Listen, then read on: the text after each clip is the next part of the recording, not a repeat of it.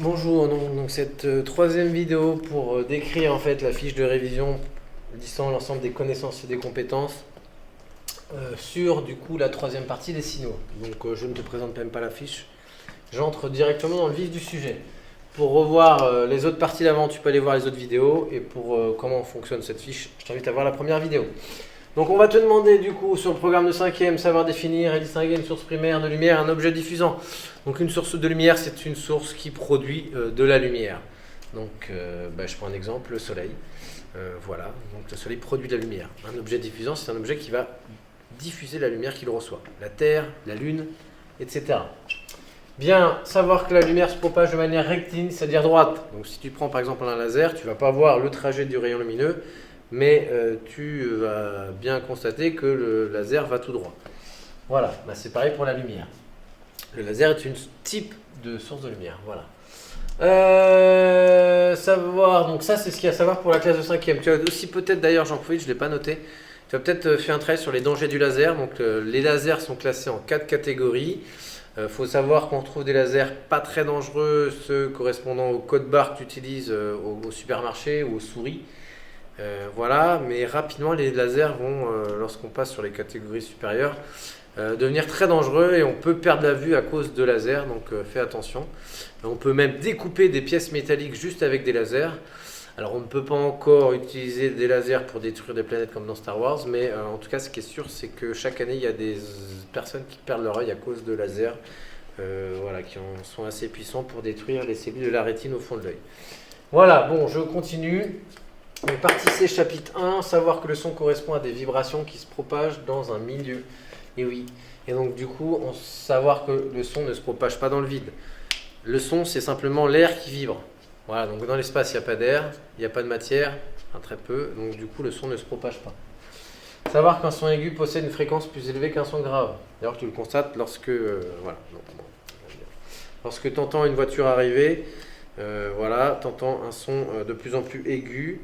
Lorsqu'elle repart, tu entends un son de plus en plus grave. Voilà, tu peux utiliser ça si tu veux.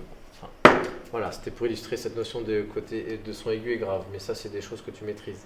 Connaître la formule reliant la vitesse, la distance et le temps. Tu as déjà vu, tu as dû l'avoir en maths, que la vitesse, c'est la distance sur le temps. Alors attention ici aux unités, parce que les unités ne te sont pas imposées. Si tu as la distance en mètres et le temps en secondes, ça te fait des mètres par seconde. Si tu as la distance en kilomètres et le temps en heures, ça te fait des kilomètres par heure, etc., etc. Et je te rappelle aussi que si tu as cette formule, tu as aussi la distance qui est égale à la vitesse fois le temps, et le temps qui est égal à la distance divisé par la vitesse. Mais pour ça, je te rejoins, allez voir en bas, ou allez voir l'article lié dans Fiche méthode sur mon site. Fiche méthode, tu as manipulé une formule. Mais ça, on y reviendra. Voilà, ensuite, savoir aussi que la vitesse de la lumière se propage à 300 000 km par seconde. C'est vrai pour la lumière, c'est donc vrai pour toutes les ondes électromagnétiques que sont les rayons UV, les rayons gamma, les rayons X, les infrarouges, les ondes radio, les micro-ondes. Tout ça, ce sont des ondes qui se propagent à 300 000 km par seconde dans le vide ou dans l'air. Voilà, savoir que l'année-lumière est la distance. Donc ça, c'est pour la partie C, chapitre 2. Est une unité de distance et c'est surtout la distance parcourue par la lumière en une année. Quand on dit qu'un objet est situé à une année-lumière, c'est que l'objet a mis un an pour venir. L'étoile la plus proche pour un ordre de grandeur, Proxima du Centaure, est située à 4,2 années-lumière. C'est-à-dire que lorsqu'on l'observe dans le ciel, la lumière a mis 4,2 années pour venir jusqu'à nous. Donc c'est une unité de distance utilisée en astronomie. Donc je t'invite à savoir faire le calcul, ça te servira pour la seconde de toute manière. Donc tu vas voir sur mon site.